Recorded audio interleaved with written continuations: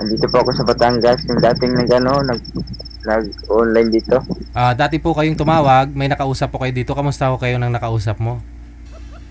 Wala naman, hindi naman nag-PM yun eh. Hindi, kasi naalala ko parang nawala ho kayo bigla. Parang naputol ho kayo.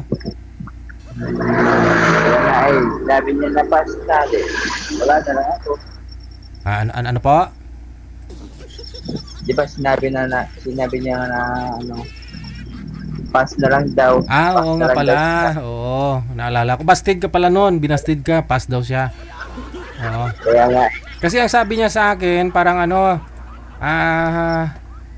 lasing ka daw. May bisyo. hindi naman. Ay, pero Naman, hindi ka mo umiinom. Hindi po, pagod ako. Galing ako sa trabaho ko noon. Nung time na 'yon. Di bali, kailan pa ho ba kayo sumali, sir? Ngayon lang po, bago pa lang po ako. Hindi. Nung tumawag ka ho dito, nung kausap mo siya, kailan pa ho 'yon? Hindi ko na po alam.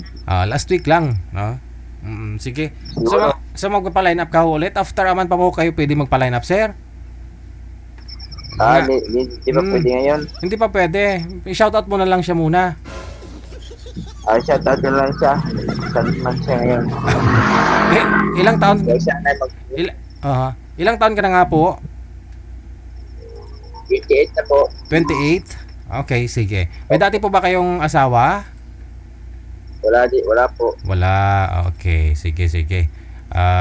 Baka sa comment section, sir, mayroon po magmamine sa inyo, no? May magmine sa iyo dyan sa comment. I-PM mo na lang po sila, ha?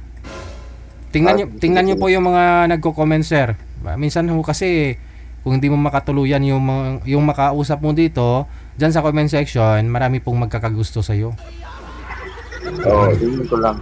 Sige, na? Sige, maraming salamat po sa pagtawag, Sir John Ree. Okay. Okay. Naalala ko nga po pala yung nakausap noon, no? Nakausap niya binastid siya, no? Dahil sabi ni girl, mukhang lasinggero daw.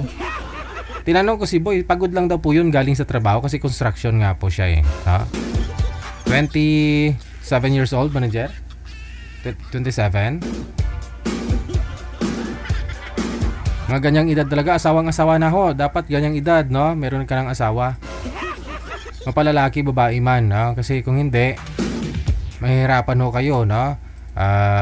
Okay lang ho sana pag asawa mo, kahit 30 ka na, kung si misis mo, mga anak ka agad. Yun bang tipong senior ka na, no? Yung mga anak mo, 5, 6, 7, hindi pa tapos sa pag-aaral?